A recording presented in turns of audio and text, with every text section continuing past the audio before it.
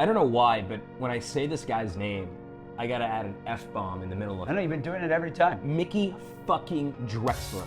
This guy, 18 years as CEO of the Gap, took it from 400 million in revenue to 14 billion. He creates Old Navy, he creates Madewell, he basically takes J. Crew private. This guy is the godfather of retail. And when you think about iconic CEOs, in any industry, Mickey fucking Drexler's name always comes up.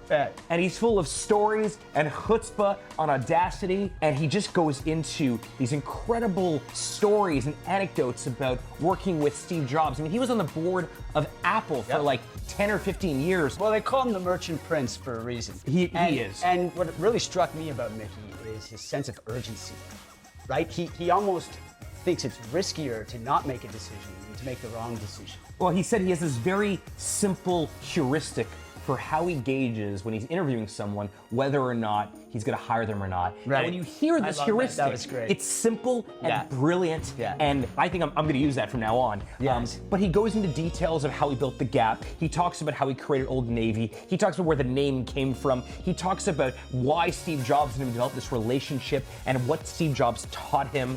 It's an unbelievable interview, and I think Mickey Drexler epitomizes everything there is about big shot that we love so very much. 100%. You know, he was really into gut.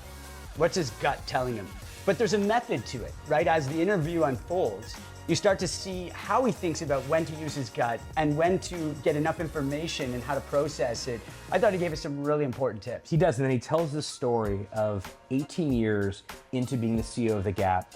He gets this call late at night from Steve Jobs that will totally change his life forever. Yeah. And he explains exactly what happens on that phone call. Yeah. Ladies and gentlemen, Mickey fucking Drexler. Go. Started from the bottom, now the whole team here. Started from the bottom, now we here. Started from the bottom, now my whole team in. Started from the bottom, now we here. Started from the bottom, now the whole team here. I done kept it real from the jump. Oh shit. No, not that. Hey, Emily. Oh no, never mind. You're good? It was an emergency. What's the emergency? No, pen. it's gone. It was a chip of a potato chip. So Thank you, and sorry. We had a chip Emily. emergency, but I'm looking. How did the yellow get on me? All right. I'm gonna win an Emmy for this one. When people mention Mickey Drexler, they think of a couple things. They think about you running the Gap for 18 years, taking it from 400 million in sales to 14 billion. They think about you founding Old Navy. They think about you taking J. Crew private, founding Madewell, founding Alex Mill. Nope, my son started. Sorry, helping to build Alex Mill with your son. My son is Alex. I figured as much. But I actually want to go back. I want to go back to the one-bedroom apartment in the Bronx. And I want to start there. Okay. And I want to talk about what it was like growing up there. Okay, well, I didn't know how other people lived. That didn't bother me much. Even if I slept in the living room, who knew? Because in the Bronx, we were all on equal footing in that regard. And I never knew anyone who was a big shot, which no pun intended, or a perceived big shot. The worst thing about that was my father growing up, because he didn't meet my job description of what I thought a father should be. What did you think it would be? What did you think a father should be? Nice, affectionate, not talking to me. I think I told you to tell the other, maybe I didn't. Anyway, what it should be encouraging, not angry all the time, and caring. And he wasn't those things. None of them. He couldn't check the box on any of them. My mom had cancer the year I was born, and he wasn't nice to her. And he just wasn't a nice man. And my validation was my 7 cousins, Jewish cousins who lived down the street. I didn't know they all disliked him. My mother's, her sisters, my aunts disliked him. And someone asked me the other day, did he have any friends? And he really didn't. And all the big shots in his life were people who he bought piece goods from, Sam Pober and Shapiro. And I grew up thinking, well, I didn't want to face that he was, in fact, what he was, because you want your dad to be this. Yeah, you put him on a pedestal. Yeah, I did, but I kind of started to know, but I kind of wished I had a rich dad. Why? I'm glad I didn't, because here we are. Yeah. And it's different. Now you're the rich dad. I am, but I never think of that. Okay. Because Bronx gives you a certain value system. And what is that value? Well, for me, it's identifying with people, the have-nots. And I don't mean have-nots just financially. You know, they work hard, they do whatever, and I say, I get a wave from the woman who cleans the building, because, and she does everything. And like this morning, on the way here, the elevator opens, she gives me a big wave and a smile. And that makes my day. Oh, wow. Because I never liked big shots, because my father wanted to be one, and I confirmed that he wasn't when I took the payroll, because I used to work in the shipping room, to the bank when I was 16. I'll never forget, I tucked into the alcove out of the freight door. I went through every envelope, and I saw his salary. So, sorry, just to set the stage here. Yeah. So you were working at the same company your father was working at as well. He used to, the good thing he did was he made me work, not nicely or with any charm, but get out of bed and you're sleeping late and whatever. Yeah. And so I went to work in the shipping room. Of his company. He didn't own the company. He was the employee there. He had the big boss. So wait a second. So you were in the shipping room. He had a boss. You're working there, and you're able to see all the pay stubs. No, they asked me to take it to the bank. So you had the pay stubs I had there. it in my hand. And obviously your father's pay stub is there. Yeah, I looked at all of them. And you looked and what do you see when you look at your father's? I saw that he was one of the lowest paid people in the shipping room and in general, and he always acted like he was, because he bought expensive clothes and whatever. And but it turned out he actually wasn't making very much money. He wasn't, but he acted to the family, the aunts, and like he was a big shot. He was Uncle Charlie. They didn't like him much at all. Yeah. In fact, they don't like. Well, he's not. Yeah, but they didn't like it. So, Yeah. but how did you feel when you saw that your dad, who, acted like a bit of a big shot to family and other people, how did you feel when you found out that he was the lowest paid person, one of the lowest people? I was devastated, because it eliminated the fantasy I kept with about him. Is that when you realized you didn't want to be a big shot? Because you said, I didn't want to be like him. Oh, well, part of it, because anyone who had in those days, it might have been a Cadillac convertible or a doctor, it was a big shot for him, or a CPA. They were professionals. And he was just not he had no emotional measurement whatsoever, no matter how bad things might be with other people. Whatever I did well, I gave up trying to tell him, because he never really was nice as I was growing and doing better. There's one great, I always have a tell, there's one great, it's not a great story, it's what I lived with. There was a really good article, and when I was early days, I started to get some really nice articles. This is when you were at the Gap? Yeah, and it was a really good article. It happened to be in Vogue, but it wasn't a fashiony article. And the writer was great. It always matters who the writer is.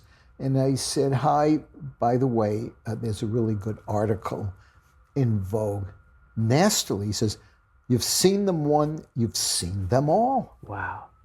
And here you thought, look, you're at the Gap. They're writing a great article about you. It's in Vogue, a big magazine. I'm proud of you, You son, want is your what dad you to be expect, proud of you, man. and he says, well, you've seen one, you've seen them all. Like, No, he didn't wasn't say a it big like deal. that. He said, you've seen one, and it's not like Were there that. ever any moments where you remember him fondly, where you got something out of the relationship? No, except he's working hard, maybe. Get out of bed, go work. And part of what you get in hindsight is it develops an escape drive. You want to get out of your environment. And I think I said the other day, you live in your imagination, you live in a fantasy, you want to escape. What was your fantasy at that time once you realized? Well, that's a good question. Just not being there. Oh, having siblings. My mother died when I was young, couldn't have them. And luckily, and having a bedroom And then beyond that, not living, it was okay where I lived. But once I met a friend who lived in Riverdale, that's the fancy part of the Bronx. He had a 3-bedroom apartment, a maid. And I'm thinking, oh my God. This is the good life. Yeah. It was like another world. Were you like, I want this? Well, that was certainly a stepping stone to other people. Or if I went to sleepaway camp and bungalow colonies for a number of years. And if someone had a Cadillac, wow. Because I was playing off my dad's values in a way. And, when you live with someone like that, bitter, angry, and all that stuff, and not nice to my mother. Yeah. And she was sick when I was growing up. And, so I realized as I got older that, first of all, I wanted to be successful. I didn't say I want to be. And I never had like the first day at Bloomingdale's on the training program, they went around, what do you want to do? I don't know what I said. So one guy says, I want to be a vice president of this joint. I look at this schmuck. He was a lucky sperm cell, by the way. Just to define lucky sperm cell, meaning that his parents were somebody's. Yeah. And it was a low bar to be lucky in my definition. But, I never thought about being the way I am. I mean, whatever success is called.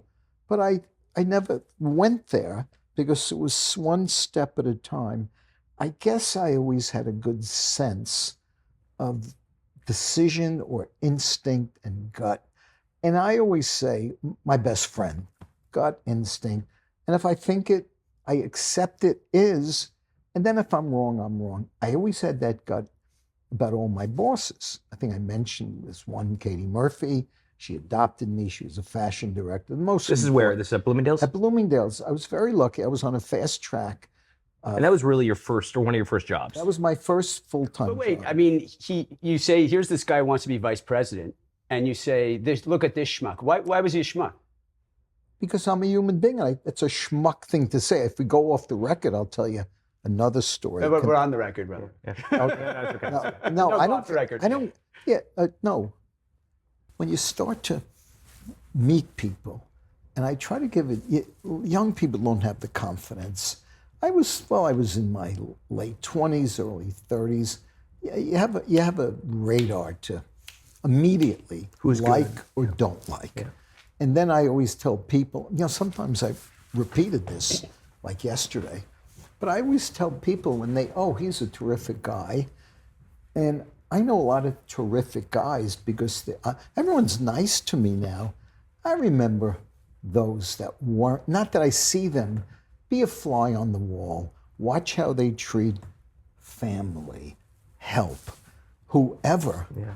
And that's who's nice. Yeah, you once told me a story that I loved. I repeated it to David this morning in a preparation, which is that when you were interviewing somebody, you would ask your receptionist, how did they treat, when the interview came in, how did they treat you as opposed to, obviously they're gonna be nice to you, you're Mickey Drexler, they're gonna be, of course, nice to you, but how do they treat the receptionist? And the other thing you mentioned to me that I repeated to David, which I love, is how quickly do they walk?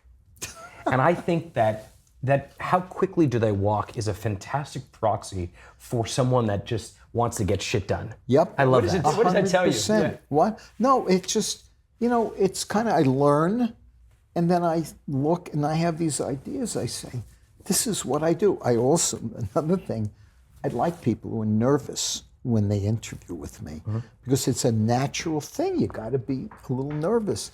I always can tell the neck turns a little red. That was my sign. And I like them. And when they come in, I hate know-it-alls. Today, my friend Stephanie Greenfield and I would say, we called them, this is years ago, she started Scoop, and she's still a good friend and advisor. We say, they're an authority. Right.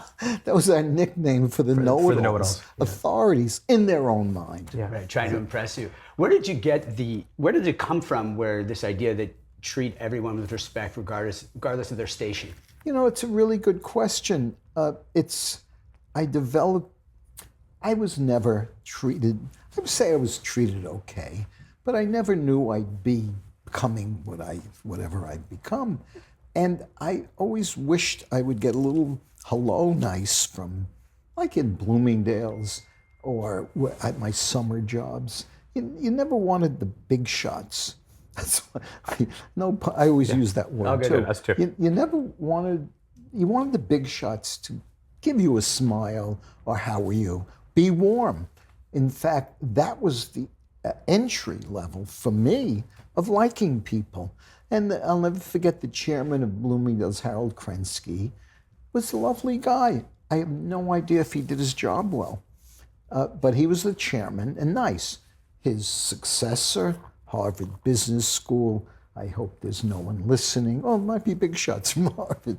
Anyway, you know, the people carry their on their credentials shoulder. on their their shirt, right? credentials, like a uniform. Right. You know, Harvard, yeah, you know, whatever. It's like when I lived in California, Stanford, first to second sentence. And it doesn't mean anything to me at all now. Then I kind of was longing for like, oh my God. But now it's no more. Yeah. When you were at Bloomingdale's, you weren't a big boss there. You were in the training program. Well, I never was. See, the reality is, first of all, I say, just pick a good boss. Training programs, you learn nothing. Okay. Someone stands up there. Well, school, I learned nothing too. They stand up there and they talk. And working is training. Mm-hmm. Life is training. So I never actually was in it because I was very lucky. Life is about these incidences that happen. My first day I was in house stores, I didn't know what the hell I was doing. A pot, a pan. And Tim Morgan, I think, he was a cool guy, but he was nice. And then the next day they assigned me to be a buyer of a department because Barbara was out on maternity leave. So I became the boss, and a lot of bosses pay no attention. Just don't, and that was most of the world. They left me alone. Stan Stern was my boss, and he was a terrific guy, very supportive, nice, and he was a good person. Just passed away a couple of years ago. Stan was that kind, but I went out to the market on my own. I went to all the showrooms, and I bought goods. I reordered. My bestseller was an Arthur Bell elephant pant. And it was only one store, even though Bloomingdale's had 6 stores then. And I just felt, I didn't think about it. There wasn't data involved. You just saw it and you liked it. Well, I knew how many, no, data is always important. How many do I own? How many did I sell? And my nickname was Stubbs. Stubbs. Why? I'll tell you why. Because in those days, they had a spindle, with the price tags on it. So they tore them off, they put them on the spindle, and I'd stand at the register every day, and I'd start looking through the stubs, and it gives you it's a clue, it's a tell. So as the buyer, you want to know, are your products selling? That minute. That minute. And no one teaches you this, right? I mean, no one teaches you get this break, you're there, and you intuitively feel a sense of confidence in what to do. Where is it? I have no clue, but I'm a bit obsessive about phone calls and all that. And I say, Kelsey, tell them I'm going to call them in 3 hours or whatever. And I have a rule in the company, most people don't listen, 3-hour returns on every email. I really want an hour. I want it immediately. And people, and then this morning I said, why don't you tell me about this issue? I learned it from a competitor. They said, well, we've been talking about it. I don't care what you talk about. I said, I'm here to teach. That's my mentor and mensch, my 2 favorite words. And I heard from a competitor, she was a friend of mine. She was a really nice company. And we have a nice relationship. She goes, well, her 2 biggest important, I guess it goes through Shopify, affiliates and influencers. Uh-huh. So I walk out, small office, I said, do we know the percent of our business by affiliates and influencers? The answer is, we get it weekly. And I'm saying, oh, really? What do you do with it? What do you do with a bestseller? What do you do if you see anything trending in your world? You go after it. It's a tell. If you don't have the detective sense. So then I called, well, she's the new president. I love Allie. I said, Allie, I don't care I care what you're looking at down the road, not rear view mirror. So what happened last week? What do you do with the information? And then I called the guy who's in charge. And I mean, because he's not in the office today. And I said, Kyle, what do you do with this? Oh, I don't never want to hear you talk about it. And I said to Allie, Allie, you look down the road to build something, you look at where it's going, and it's like a selling report. You know, it's a religion, the selling report. How many do you sell? How many do you own? And then I'm just going to give you a story. So this morning I'm standing out. You know, I schmooze a lot. So I ran into a woman who knew me. I don't remember, but she works in the building. I sometimes recruit elevator people. I once recruited her to go to the office. I love the coat she was wearing. So she says, hi. When you say recruit, you met someone in the I'm elevator and just in hired the them? elevator, and there's a few fashion companies in our building. If I see a cool, friendly person, because they don't, you know, I don't like for business. Got to get a little. So in this case, she says, I said, I'm sorry, I don't. She goes, you remember I work at so-and-so, I was wearing a coat, you brought me into the office, and you gave me a VIP card. She was with her sister. I'm schmoozing with her. So the designer comes in from the coffee shop next door. She's wearing an amazing looking sweater. I loved it. I knew it was ours. And I said, Alice. And the two women said, love that. I said, I love that sweater. Do we still have it? Do we own it? Here's her answer. And she's terrific. But she says no, because it didn't sell well. I said, how do you know? They told me. You know, you could figure out, if you hide a sweater or you buy 10, they'll look at 3 months selling. I learned by myself, Bloomingdale's, how many do we sell in February each day, the first week, on a T-shirt? Ended up being the biggest unit buy. It's a long story. 30,000, biggest unit buy. And then the chairman, you know, he comes and says, you know, is that the right amount? He's looking down at me. This, you know, I went to City College or whatever. I could be a little nasty. I don't want to sound that way. Yeah. I just have a high standard personally. So you won't. You guys will. But wait a minute. The sweater didn't sell.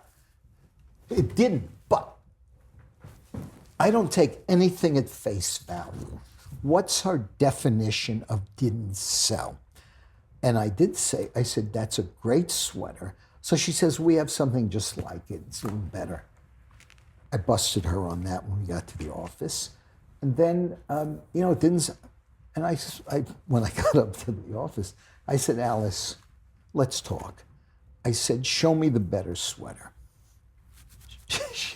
I guess they get a little nervous maybe, because I'm intense, but they know who I am. But a lot of them, whatever. Anyway, went through it, and I said, I want that sweater repeated. She showed me what was similar.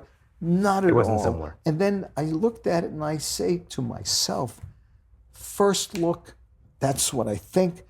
Old, new, or whatever, I don't care. We're going to do that sweater. And if I'm wrong, I'm wrong. But in this one, I'm right. How did you, is that the same type of philosophy you brought to the Gap, that sort of this gut instinct? I mean, because it's one thing to get lucky on one particular SKU or one particular product, but to get lucky over an 18-year period is quite abnormal. Do you credit your success running the Gap, making it a cultural icon, to your instinct? No, well, well, I credit anything. You have to have an instinct, all of you doing what you do, or you have to trust it. And I always say, and I didn't do this when I was young, because I didn't have the confidence, if you're thinking it, it is. I knew when I was in grade school the bad teachers were. Right. What you think about it? But this is very counterintuitive. I mean, the buzzword today is data-driven, right? Or better yet, data-informed. But here you are. You don't even care why it didn't sell. You're like, no, this is going to work. Let's repeat it. I don't. But what I look at is the data is critical. The only subject I excelled in was math. And I also had my most favorite grade school teacher, which goes hand in hand with wanting to learn. Because the teachers, you know, like chemistry, Miss Frank, what am I memorizing the chemistry codes for? Yeah, table of elements. Yeah, or calculus. Yeah. Just, you know, I got by. But it's just, To me, it's all logic, trying to get a conclusion, and I care if they said they own 400 and it was bad colors. Yeah. Then I'd say, that's why it didn't sell. Do it anyway. Yesterday, I saw a sweater. It was an email. And I looked at the sweater and I said, the email, and I said, is this sweater, in our language, kind of going to be a key style we're going to sell a lot of? So I get into the office. I have one senior, 3 people do merchandising. You know, the company's hundreds did it. I said, let me see the selling on that. Boom, 2 stripes, 1 solid. Stripes were by far better looking. The solid was a bad color, in my opinion, but the customer validated that. So I said, what are you doing about this? She says, well, I haven't made a decision yet. This is 4 weeks it's been around. I said, let me hear the selling. It blew out in 4 weeks. And then I get emotional. I don't know if it's called upset, but I said, and then I get her boss and I say, what's with the you haven't made a decision on a bestseller? Second day, third day, but by the way, if it was a brand new sweater, it was a roll neck sweater in a boring color, solids, and stripes are major now. I'll tell you a funny story with stripes. But is that a lack of confidence? I mean, it's clearly a bestseller. It's a lack of urgency. Yeah. Maybe not being driven. I mean, today, every day I have something where I want to. I said, I'm here to teach and have this as a long-term viable business. Because in my stage of life, you got to do that. My son started it. I'd like him to be in, have a. This is Alex Mill we're talking about. Alex Mill. And I recruited people who used to work. They wanted to get out of the old company anyway. That was J. Crew. But that's a responsibility I have. The heir apparent thing in boards, it's all bullshit. It's check the box of heir apparent, who's your backup, who's this. Yeah. Succession planning, they call it. Exactly. Yeah. And then they have the consultant come in and who's your... The guy with the badge. Yeah. In other words, I make a lot of mistakes on people, but you have to act quickly. Yeah. But that's why I want to help. That's right. And they leave out this important subjects like that sweater. So when I get back, this had just happened, I'm going to look at the selling. It doesn't matter, but the 2 stripes it came and also another, I'm sure they blew out. If you have 2 good colors out of 6, I say every color is a P&L because they lump everything together, but I'm always looking like I'm a detective, DNA, and you have to be. I love detective shows. Columbo, when I was, he was a great detective. He always left the room saying, by the way, one more thing. Yeah. That was always the It was always a question. thing. It was always by the by. Always, Yeah. and I loved his style. Yeah, but I mean, at a place like the Gap, or in the fashion industry, or the schmutta business, as you and I like to call it together, you can use that instinct. You were on the board of Apple for how long? 16 years. Okay, you were on the board of Apple, by far the most valuable company on the planet today. And Steve was the best And guy Steve is in the probably the world. great's product visionary. I know Steve Jobs is a very close friend of yours. We'll talk about Steve in just a bit. But talk a bit, how was it different, you running the Gap versus what you encountered being on the board of Apple for 16 years? Because that to me seems like real precision, there's some gut instinct. Of course, Steve obviously famously had this incredible gut instinct for design, but how are those different for you? Well, it was hugely different. First of all, I am to this day, I couldn't get into the building. Kelsey gave me. Yeah, you're not a great, technology is not your thing. Kelsey gave me this email. Yeah. Just press this. Yeah, and it's then okay. I didn't know what to do. That's why you and I are friends. Thank I'll help God you. I got Emily you. was there. Good. I used to have a BlackBerry in the meetings. Sorry, you had a BlackBerry in the Apple meetings? Yeah. Oh, wow. I just was so intimidated by technology as I am about other subjects. And I was born much too early to be proficient like everyone I know who's 30, 40 years younger than me. And I do one like this. And I don't think it's uncommon with older people who grew up. And I was always like math I did with the whatever, and hardly used a calculator. So I get there, and Steve and he recruited me for a year. So Steve Jobs recruited you to be on the Apple board, and at this particular point, Steve was on the board of the Gap. No. This is What before happened that. is Steve never gives up. He's a very seductive guy. I guess you know better than I, the music world. And he never gives up. I'll never forget two stories. A big deal person in the world who I knew well. I fixed him up with Steve. And he's on the call with Steve. 5 minutes later, he walks out. It was about buying some Chinese computer company, whatever. He said, "Who does he think he is? I'm bigger than him." He said, at those days, he was bigger, but Steve was still Steve. and then another friend I fixed up, and he's rude to them.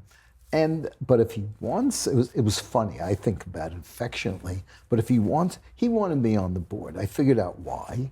He was going into retail, and he didn't let up for a year, and it was stupid. I mean, I wish that was 16 years watching that guy and feeling badly. He had 7 years of cancer. He refused to have surgery. And I sat at the board next to a great guy, Art Levinson, was the CEO of Genentech, a cancer drug company. So anyway, he said to me when I saw him, after about a year, he goes, "I'll join the Gap board if you join my board." Deal. That second. Because he wanted you on the Apple board because Apple is going to retail, you're the king of retail. Yeah. You wanted him on the Gap board because I assume you wanted someone like him around the table. Well, An instigator. I'll tell you why I know, he's a renegade. I don't want to say not respectful. He says what he thinks. Sure. He has this thing of say it, he'll be late, he's Steve Jobs. And I was enjoying the only, maybe it was a year or two until I got the boot, but I loved him on the board. You did. Because boards today are not independent directors. You can go through, is your brother-in-law, no, that's probably not independent. Roommates, best buddies, people you met on the subway could be. But Steve was really independent on the board of the Gap. I mean, he was... Well, Steve was there as my friend, and he knew what he hates boards of directors. And because I understand why. I'm not a fan of 8 then mostly men, now nicely more balanced, going around who don't know anything. If it's a chef, if it's a restaurant, they don't know how to cook. Oh, there's too much this. What do they know? They just financially, good. You're on the Apple board, and you're walking into meetings with a BlackBerry. Steve's super No, I intentional. tried to hide them. He was pissed off. He was pissed off. I Okay. hid them after the iPad. I hid it behind my iPad. Then I got an iPhone. Okay, good. Yeah. But I so admired him. What did you learn from him? Learn? I learned less fear. What do you mean by that? Well, he would say with Intel, I don't know about chips. He goes, I'm betting the company on this. He had no fears about following his vision. He was tough. He was a great marketer, because the marketing then I knew right. Yeah, you know when you know if someone's got it, and Steve had it. He showed the products first. We'd walk in, there were gray cover cloths on all the products, and then he'd do was show. The most important thing, that I always knew. Wow. Product for him also. And he loved things he loved. And he failed, and he said didn't work. And he was On to okay the with next. failure. But Mickey, you keep bringing up this theme between indecision and the cost of failure. How do you think about that? I mean, in some ways, you're presenting it as indecision is costlier and riskier in a lot of cases than actual failure. If you have a habit, I always say this, of being indecisive, a quick, bad decision is much better than any slow decision, because the train's going down the track quickly. Every single day, there's something, make it, don't overthink it. And I said, enough, just what's your first impression? And when people start in all the companies, I said, your first week or two, I'm going to ask you a lot of stuff or something because you have a fresh eye to what's right and what's wrong. And I don't know why I'm like this. So when do you say, let's wait? Do those words ever come out of your mouth? Let's wait. Do I ever say let's? I say it if in fact there are cases where I'm not that in love with the idea. Like today, I said, let's wait and talk about it. If someone says, Bob, I heard it this morning with the affiliate discussion. I didn't wait for 1 second, and I don't wait for a second.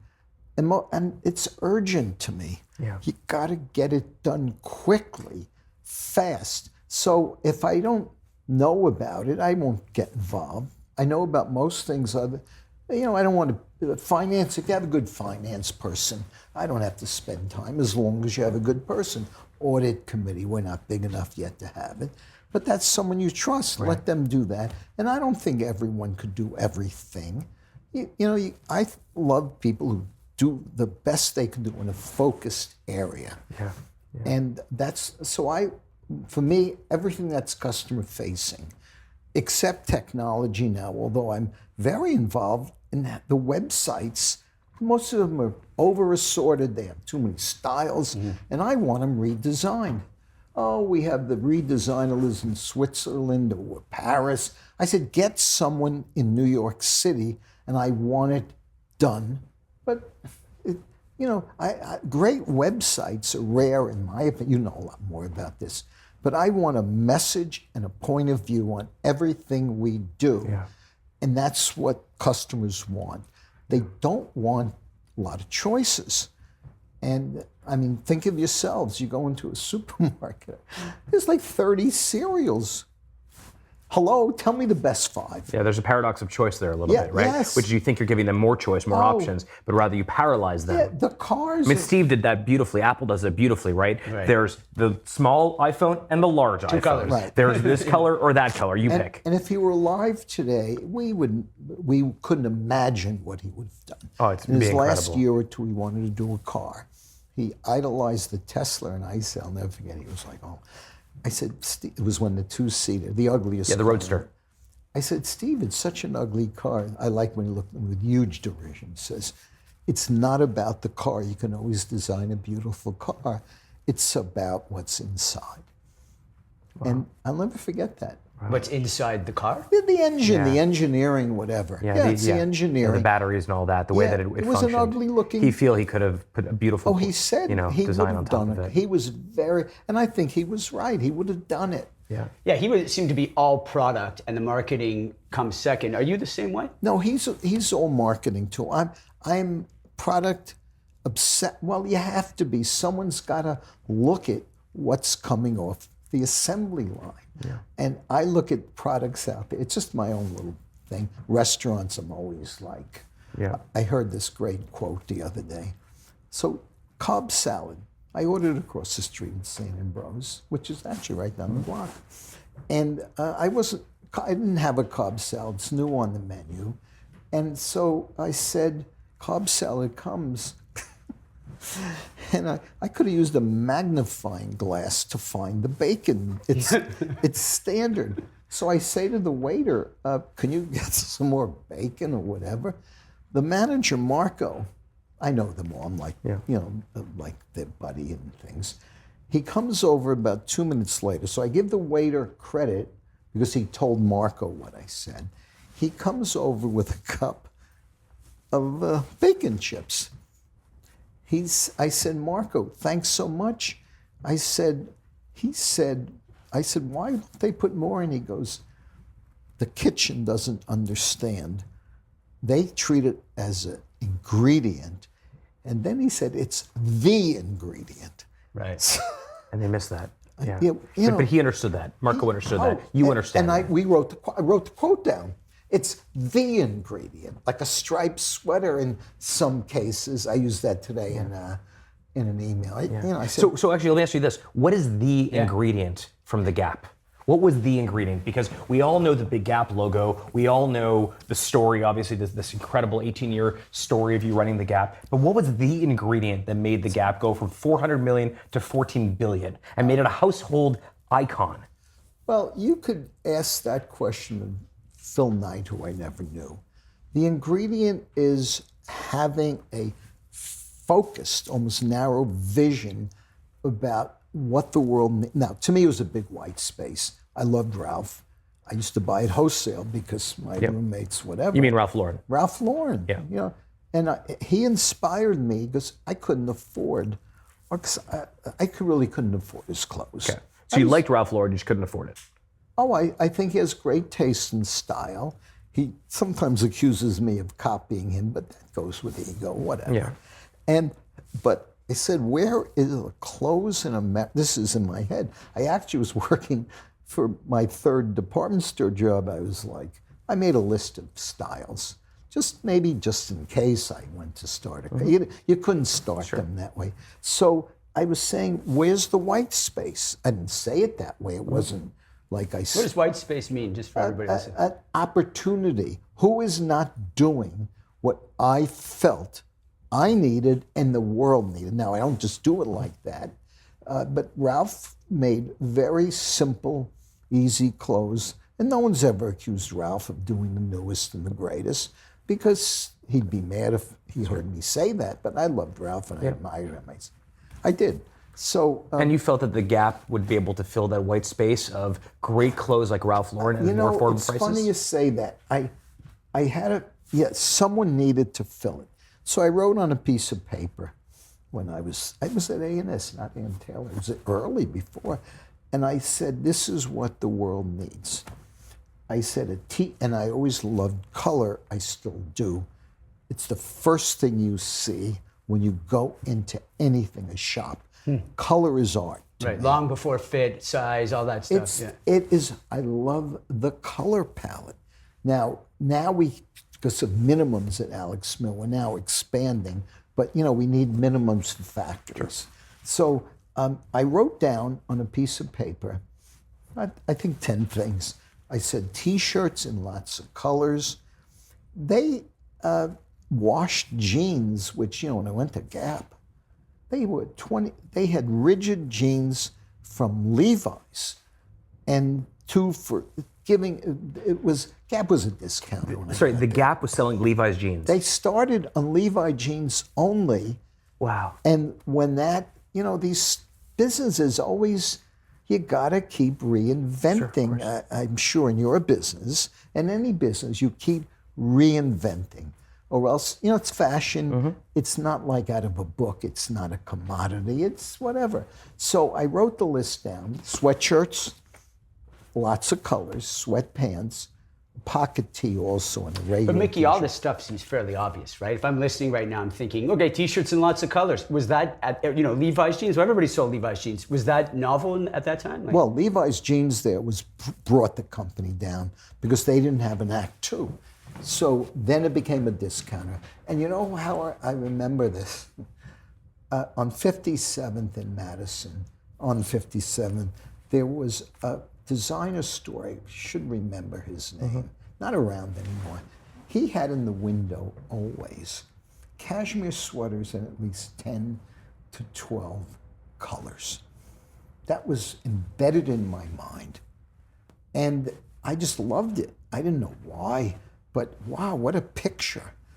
And that was probably the seed of colors because no one was really doing it that way. And the color is critical. It's the personality of a business. It's the emotion. And our business is purely emotion. Yeah. And need, whatever. So when I saw that, I always remembered the picture. I couldn't buy the cashmeres, but I remembered the picture. And you brought a lot of that to the Gap. There was this other moment when you were at the Gap where you decide it's time to start a company which you named after a bar, I believe, in Paris? A bar on the Saint-Germain in Paris. And this bar is called Old Navy.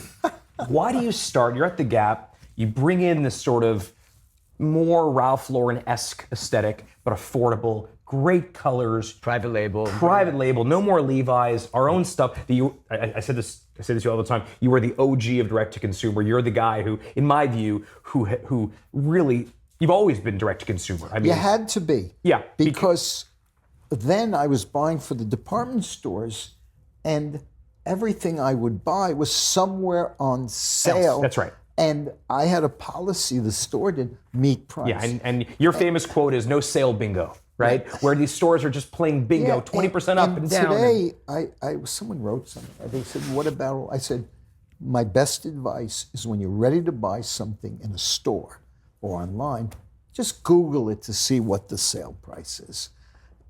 But that's it. And today, it's funny, this morning I was just thinking, I want to look up the definition of commodity. Of commodity. Of a commodity. Guys, can you just tell me what the definition? Yeah, we're good, yeah. Yeah, They'll figure it out. Yeah, no, just look it up and just Like yell something it out. ubiquitous. Yeah, what is it? Oh, definition of Commodity. We have time for the We do whatever we want. The dictionary definition is going to be a raw material or primary agricultural product that can be bought and sold, such as copper or coffee. They don't say anything of the apparel. Yeah, just do commodities. You want to go deeper? Well, here's my Commoditized apparel. Basic goods and materials that are widely used. Okay, here's my interpretation now. I just thought about it. I think it's audience participation. That's a new thing. Yeah, for us. totally. We're breaking the fourth wall here. It's great. Would you like Mickey to say A? Because I think about it's daydreaming. Your mind doesn't take time off, ever. Yeah. You could see something and it's inspirational. You could do this. So I was thinking in apparel today, well, everything's on sale someplace. So the lowest price wins. I'm calling the fashion business a commodity business. If in fact it's distributed, every discounter in every shop, and that's what I always say, that's why TJ Maxx, the best in the world, they have it, and they have everything at the best price, no guessing what there's no sales at TJ Maxx because it's already on sale. It's the honest price. It's the honest but that price. didn't work for Ron Johnson at JCPenney. Don't get me started. Well, I do want to get you started. Before we go there, let's finish the story. It's Old Navy. So you're at the Gap. Why do you decide to build Old Navy, and how do you do it? I'll tell you what happened. Gap was being copied, like Walmart. Everyone had a Gap department. And it's not hard to copy the nuances, and the marketing is one thing. And I didn't say, everyone's, but I saw that. So I read an article in the New York Times, when I used to read the New York Times, buried about then Dayton, Hudson, then became Target called, opening Everyday Hero, and someone was quoted saying, it'll be like Gap, but at lower prices. And you're competitive. It'll be like Gap at lower prices. Wow, that's like which is most people's instincts, right? They're knocking me off. I can't believe it. Yeah, but you didn't do that. No, I couldn't. I flew the week the store opened. I wanted to see who was trying to be us at lower prices. You got to protect your turf, in your world, sure. Every world. So I flew to Mall of America. I walked into the store, and I said, this is terrible to myself. I'm not worried, but this company, Dayton Hudson, they did so much research. I knew that because we belonged to the same buying group. And everything was focus groups, statistics, everything. And I said, I know they must have done a lot of studying to do this. Why would that impress you, though? Because you're a guy who's about the gut. That's right. And I looked at the tidbit about what they were doing on research. I wanted to know. But I also knew my gut on it. There was a big white space. Let me finish that and I'll tell you about the white space. So I went to 2 lower demographic Chicago neighborhoods with 2 Gap store in each. And I always say, you speak to who's on the floor. Don't speak to the next person on the 12th floor looking down at everything. The ivory tower. Yeah, ivory tower. That's what they do. Not most of them. But a lot of them do that. Steve was into every detail, lunch every day with Johnny Ives. But remember, Steve could do no wrong to me, and it was a tragic loss. So I went to the 2 stores. I spoke. What I do now, we only have 2 shops. I speak to the store team, and and they, you have to be. I didn't say this yesterday. I meant to, but if you're nice, not nice and respectful, and not of the ivory tower, people are automatically more connected and less fearful. I visited 2 shops in Chicago, and I said, He said, the gap clothes are higher than they'd like to spend. So I'm thinking, So that was a very important tell. And then I don't know how I found this out, but someone might have told me. 80% of the jeans in America was sold for $30 and less. Gap started at $34.50. I was stunned. You mean, we're a huge jeans company, and You're scratching the surface. I thought we were. And then I took 10 people, gave them $200 each at that demographic level, and I gave them 200 to sign them. Walmart, Mervyn's was in business then, Kmart, 10 discounters. Go category. shopping. Go shopping and come back. 10 days later, I was the only one from the company in the room. I mean, I didn't tell anyone that. Is this the first time you've done market research? Like this is not sort of your forte. Like, No, I do market research on everything. I did it on starting the kids business. I'm sorry I did it because it's a tough business to make money. And get me back to where I was. I used to shop for my son Alex, every year, uniform, Oshkosh plaid shirt. So when I'm in San Francisco, we moved. He was ready to go to first grade or whatever, and we go to Emporium, a department store, whatever. I couldn't find any kids' clothes. I looked for Levi's. They didn't have the right thing. So I went back to the office. I said, I got a group of parents. I said, does anyone here have a problem finding good clothes for their kids? Hello, everyone. Now back to, was I getting back to Chicago. focus group. So the money $200. came out. Okay, Yeah. so I then, after the meeting in the boardroom, well, it was just next to my office, I said to we're doing this. That was it. They said everything, it's my version of market research. I was forced at Gap to do a focus group. It was worse than I ever imagined. Right. You were like, I don't care what they say. Show me what they do. What are they buying? They look, they get paid for it. Yeah. And I'm looking in the, whatever you look at, and I'm saying, what the fuck is going on here? Who cares? And you pay a lot of money to the McKinseys of the world, whoever does focus groups, market research.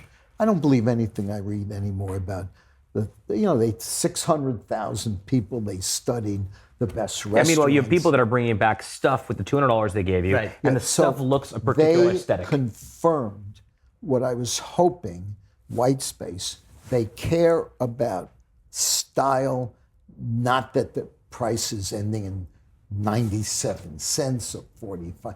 They want style, good value, clean stores, and be nice. And be nice is what I always said at the graduation speech last week. I said, remember who you are and be nice to people. And after that meeting, I didn't think about it. I said, this is it. And then just a little, so Jeff Feifel, terrific guy, used to run Gap Design in men's. And I recruited him. I mean, he worked in the corporation.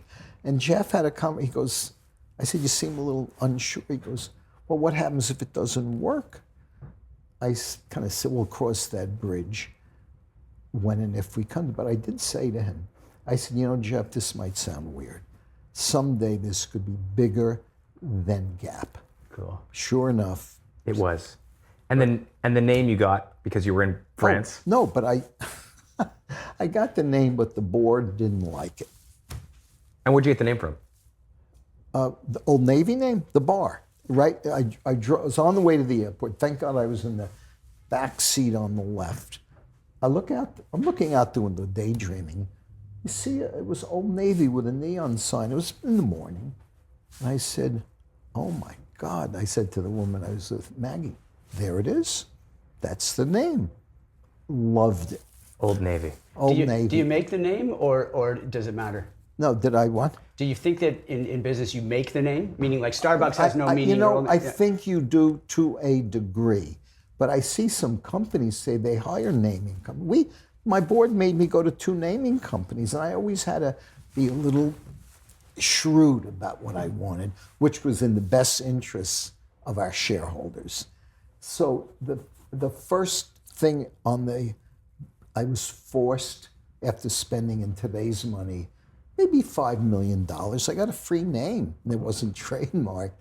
And when you say you did, you mean the Gap did? No, the Gap, yeah. I mean, say I mean, bought it for the the Gap. yeah. Well, I didn't have to buy it. It was free. It's free, yeah. There's It no one was else doing free. it. Yeah. The bill from these landor associates. But you spent $5 million on naming consultants Yeah, right. when you already had the name that We you had knew was the going to be a name. good You saw name. the name on the bar and you're like, that'll do. So the first store opened called Old Navy. Well, it could be called Coke, Pepsi. It was called Old Navy Gap. And you put Gap out of business. How do you confuse a point of view and Old Navy? But wait, you're the CEO. No, but Don's Okay, so you got overruled on that. Majority rules. Yeah, majority rules. The golden the rule. percents. Majority rules. Yes, I was the CEO. But it's still Don's a company. He was he created it. Well, he started it, and he knew he was smart to know it was going this way. Yeah. What was that conversation? Were you like, Don, it should be its own brand? And he's like, no? I understood that.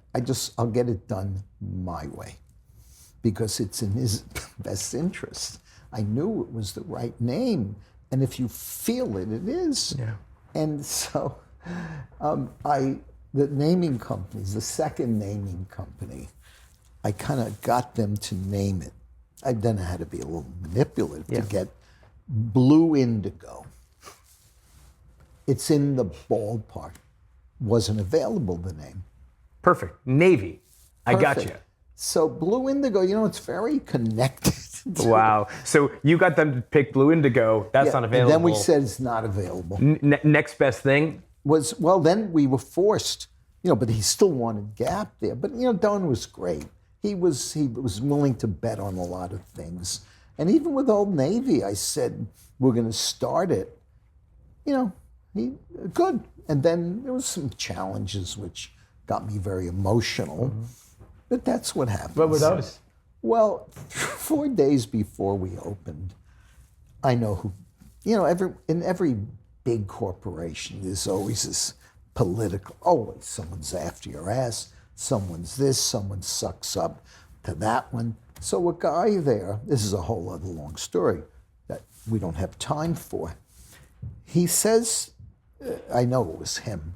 He goes, you can't open this up. You're only planning a 38% margin, which is very low and more than attainable. I actually was so angry inside. I almost cried. I was like, after a year of doing this, I can't open up 4 days from now. And I said, I was very upset. And I said, beat the expectation. I said, if we did that, we're not going to be in business at 38%. Anyway, so we opened, but the Old Navy was underneath the Gap. And that was bad for Gap. It would be bad for any company, competing companies, to have the same you're basically knocking name. yourself off for less, right? Yeah, exactly. And the worry was it'll eat into Gap. I wasn't worried about that. There's this monstrous discount market out there with no style, no fashion, no whatever. And that's what I try to do. In fact, when we opened the store, I had Schwinn bikes. We sold, because it was part of the vibe. Mm. Riding around the community. And and they sold out in about 2 days now. Wow. The bikes? The bikes. In a discount store? Yeah. No, in Old Navy. So you're selling discount clothing and expensive bikes? It's not discounted. Sorry, it's everyday low prices. No, it's not that either. That's the language of It's not everyday low prices. It's value and style and quality relative. But everyday low prices is Walmart, I think. Someone owns that. Price is just a piece of the world. And at a certain level, it's not the price. People are emotional. Look at the designer business today. You talk about pricing, and I think it's a logo business. Why? Because what do you wear that's the G's, the H's, there's one company that has a metal logo on every style. I'm using those. I love those companies. Harley and I are both students of retail. Harley sold T-shirts, and I sold running shoes when I was young. What is value? It's in the eyes of the merchandiser and the customer. And the more emotion, that's a good question. It's relative. Value to someone who spends $2,000 on a cashmere sweater is maybe the satisfaction that they can afford something, even if they take a mortgage out to buy it, that it elevates them. Yeah. When I was a young guy, I used to go to Italy regularly. I was buying sweaters. I went to the factories. I went with Katie. And the Gucci, I was in my mid-20s, the Gucci buckle, which in those days was a badge of wow. It was, it was a logo that you are cool enough, not that I had money, it was whatever the price was. But now everything, in my opinion, this is all my opinion, it's become a bit of a commodity. It really, if you think about it, there's no barrier to entry anymore to buy. I mean, I look at the prices on designer clothes and others, and I'm stunned that people, now that's because we do fair value with equal style, if not better. My opinion, I'm biased, but people, they feel more confident. It's like buying it when I was a kid growing up. If you bought a Cadillac, you stretched, you were rich, you were this. Right, the price didn't matter in that equation. Well, it didn't matter at all. But if you can, look, for me, rich people did own Cadillacs.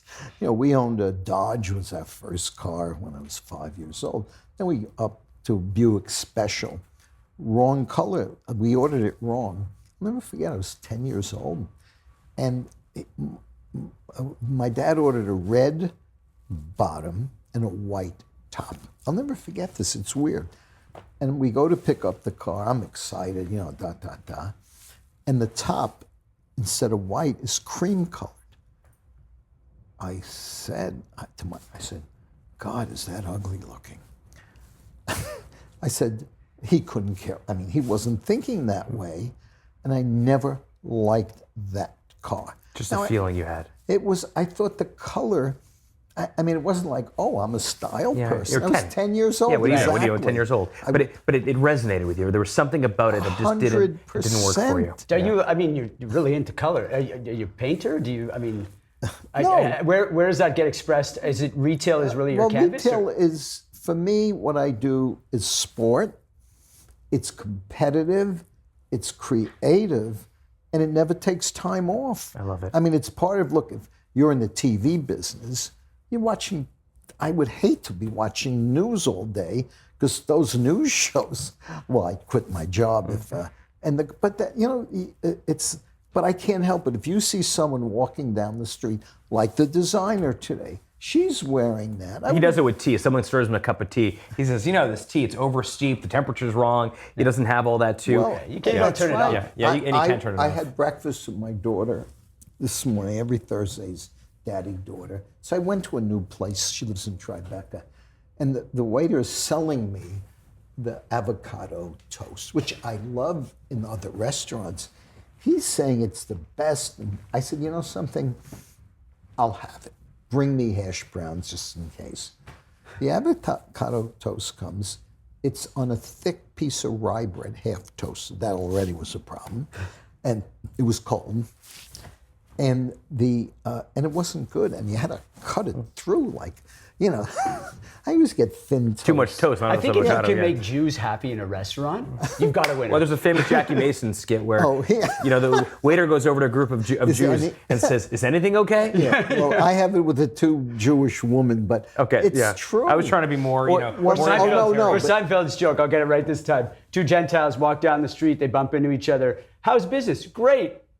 I want to ask about a story that you told me a while ago that I love. But I mean, I love it because of the way you reacted to it.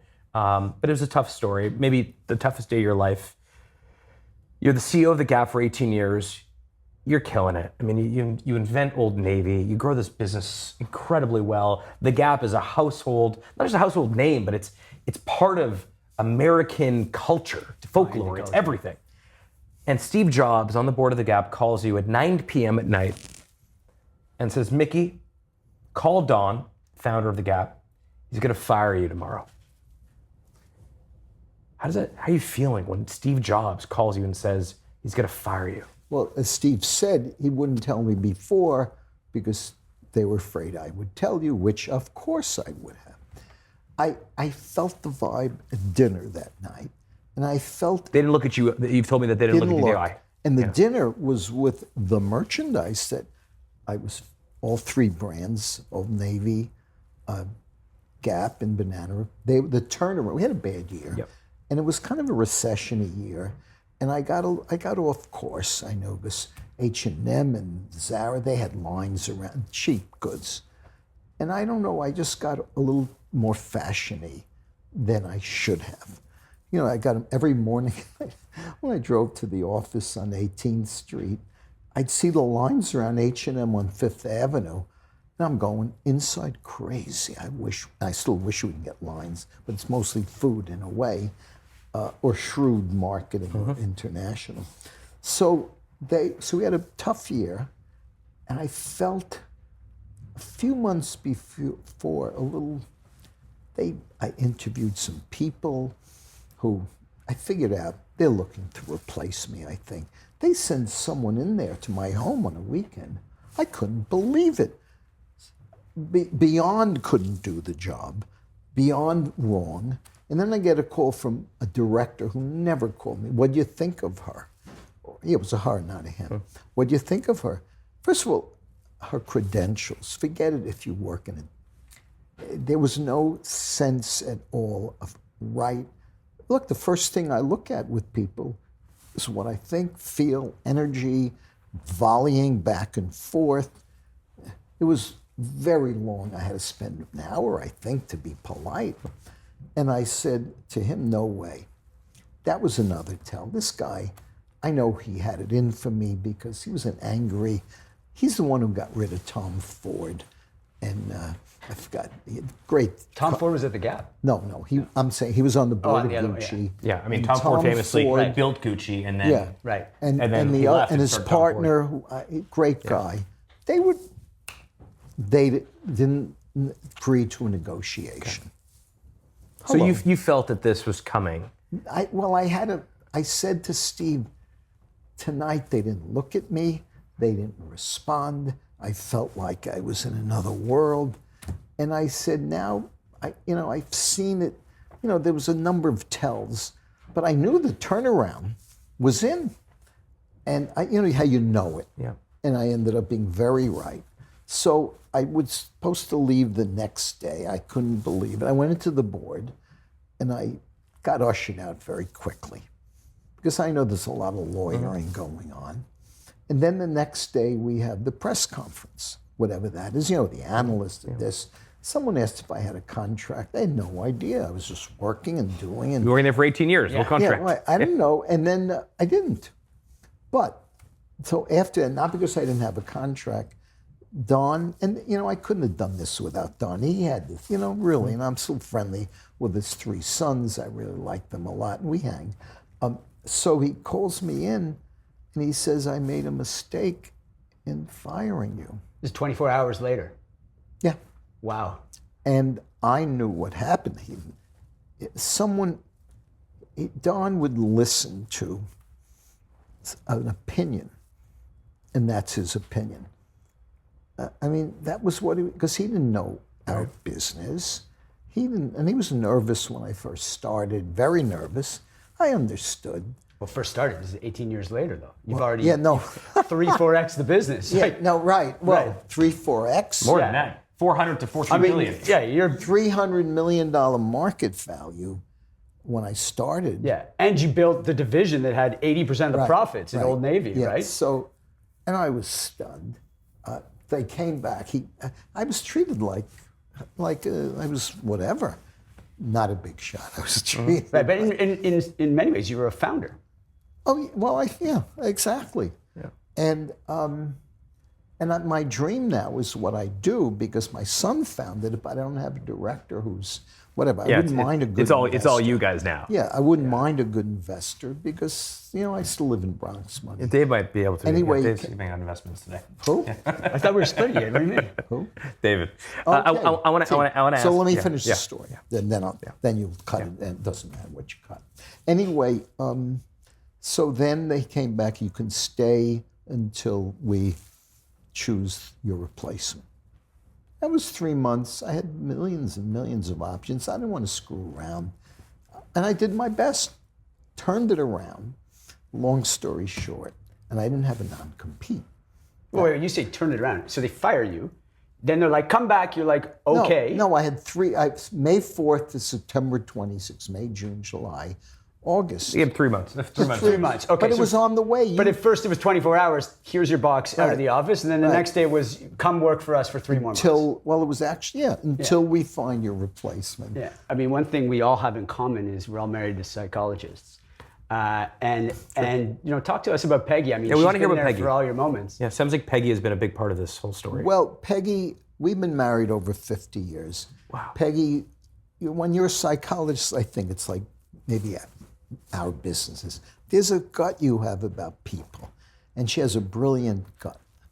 And she has a PhD in psychology, but she doesn't practice, never did, and she has an interesting career right now.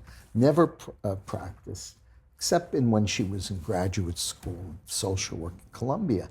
And we moved to California. She got a PhD, and she spoke. She wrote 2 books, but never saw patients, did research, and she's very smart, very smart. I'm not saying that because she's my Peggy, but, and so that's what she spent her time doing. And our daughter, Catherine, was 1 year old or 2 years old then, so there was a lot to do at home. And so she's done that, and she's a voracious reader, but she knows a lot. She gives me very good advice about people, which I should have listened to her more. Yeah. I mean, because Is there a moment in particular where you're like, she said something and you went against it and you regret it? I regret one thing which cost a lot for the company that I didn't, she said, ... I'll fill you in later, whatever. And I didn't do it. And then another thing, I didn't do that, but we were okay on the other. I'm sometimes a hostage to creativity because it's so hard to find. Yeah. I don't know if in your world, oh my God, they help that. So, but now what she does, she's a producer of documentaries. Now, when I say that, she invests and she has a say. There's always a director, and she's on her. When you decide to take J. Crew private, I didn't decide. well, when you took J. Crew private, one of the things that you did was you put in your own money, Yes. quite a bit of money. Yeah. I think the number was like $10 million. Yeah. No, more. More than 10 Way million. more. I bought it. That's what I put in when I joined. When you joined, you put $10 million in. When you go and you do something like you go and buy a company, personally, like J. Crew, when you talk to Peggy about this, what are those conversations like? What's the pillow talk like when you're about to buy J. Crew? Peggy is hugely supportive. And we moved to San Francisco on hardly any notice. Neither of us really particularly liked the city, but she knew I took a shot and she totally supported. in the first 2 or 3 years, personally, like very personally difficult, adjustments, public company. I'm in my late 30s, and here I am. How old are your kids at this point? Do you have young kids? My son Alex is in his mid 40s. He's, No, at this point in time, when you moved to San Francisco. My daughter wasn't born then. Right. And Alex was 5 years old. Right, so you have a little kid, yeah. So he was little enough, not to have it. And we moved to a different culture, and the stock was going like this. And I was taking big markdowns. I had to. Right, you're overstocked. And the board was, what are you taking all these markdowns, the earnings? I said, you got to get rid of the dead fish or whatever. I didn't call it that, but you got to get rid of And goods. the dead fish is the dead inventory. And it was the first day on my 2 turnaround jobs. I don't even want to call them a turnaround. I went through every single style on order and in stock. And I quickly mark it down, get rid of it. Everything was a markdown. And they were both discount companies. And then the people, I had to make very quick people decisions. Because you can't do anything alone like this. I mean, Gap was hugely difficult personally, because I just had to adjust. In the newspapers, the stock was dropping and this and that, and I'm getting pressure-wise. You got to turn into cash. And, I can say this is off the record. Don calls me in January, start Thanksgiving week. And I'm commuting every week back and forth, trying to get a hotel room. I didn't think, you're a big shot now, you could get an apartment to rent. So he calls me in January. He says, what are you doing? Because he's not warm and fuzzy. And he says, you're taking all these markdowns. We're going to have a horrible quarter. And I didn't say it goes with the frickin' territory. Convert your no one taught me this. I knew. Yeah. We needed cash, and we had a bankruptcy plan right before the company.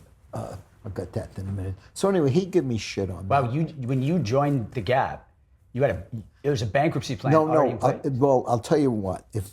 I was scared shitless then, but you live through these things. Well, moving there was a nightmare. We rented a house with too many mosquitoes. I'll never forget. And I was so depressed. I couldn't deal with it. And Peggy and Alex moved. They moved in June. I'm there commuting every weekend back and forth without the accoutrements that I would have wanted then. And I'm getting on the plane, I'm doing this, and I'm checking into a hotel. Finally, my friend Stan Bromley at the Clift, I said, Stan, there's no rooms for me. And what am I going to do? Anyway, long story. It was miserable. Calls me in. What are you doing? And in the summer, the business was tough in August. Why? Because we gave everything away, and I got rid of the give everything away. He calls me, gets me nervous because business is so bad. What's going on? And I'm scared shitless. Here it is a public company. The stock's going like this, and. So that was what that was like. But did Peggy support each of these moves? Was she 100%? 100%. She never doubted that you were doing the right thing for the family. Well, she didn't say it that way, but we had been together. Well, even then we weren't together that well. It was 2010. Yeah, she was never. I told you so. You shouldn't have done. Well, not in that category. Right. Now, you joining Alex Mill, working with your son. How did she feel about that? She was, she's been very supportive of what I do. I'm supportive of what she does, and I think there's a lot of you. What's the secret, Mickey? I mean, you're all about urgency. You want quick responses. You work like crazy, and you've been married 50 years and have a wonderful family. How do you do all this? You work really hard at it. Is this off the record? This is on the record. Everybody wants to hear I want to hear this. Okay, yeah. You work hard at it. There's no road. There's no road without a detour that you can take to achieve what you want to achieve. Success, it's not like an easy run up. You work hard, you have to, and it's, being in any position, it's a lot of politics out there. And I always resented authority when I was a kid. I couldn't articulate that. I didn't like someone who said, do this, do that or this. I just didn't like it. It was like your dad a bit, eh? Oh, I think you're right, but I respected every single boss I had outwardly. And Don was a great partner, and I couldn't have done it without Gap as a critical mass. But I don't give up. Look, You just work. I work it. I try to figure it out.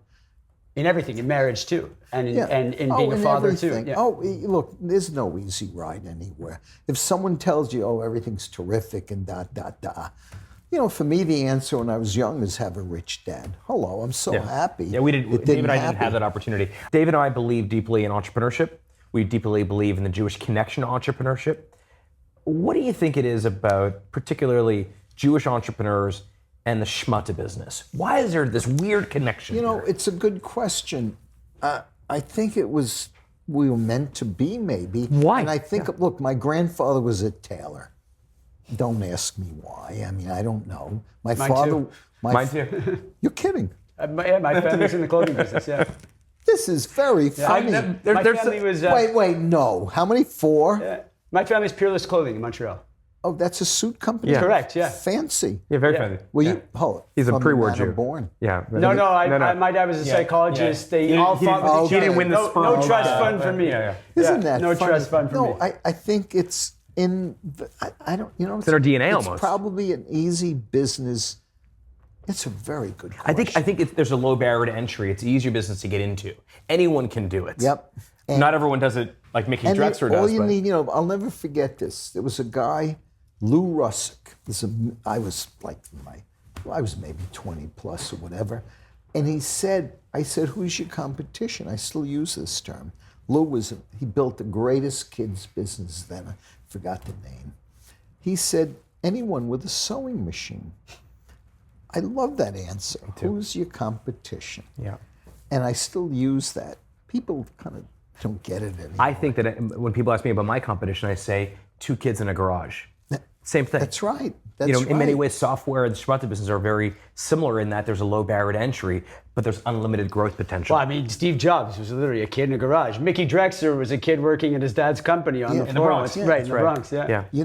It's funny. You said, I think yesterday, wasn't there a 19% statistic? Yeah, about 90% of startups? Americans are going to create businesses this year. Except, I don't want to say it there, but most of them bullshit. They think they're going to be an entrepreneur and they go to class. I think I told you that. They go to class to learn to be an entrepreneur. Go to class, get some injections to change your drive, maybe raise your instinct. And I can't believe that. The entrepreneurship happens from actual doing it. And everyone wants to be an entrepreneur and start a company. It's sexy nowadays, yeah. But it's so unrealistic. Just go out and learn. Hire your own boss, I always say. Not that you can. Learn and develop in fundamentals. What's the value of school to you? What's Really? the value of school? Zero. Zero. Really? Well, I don't think, and I say this, what the hell did I learn in school? First of all, I hated school. Science was very intimidating, as I said. The value, in one ear and out the other.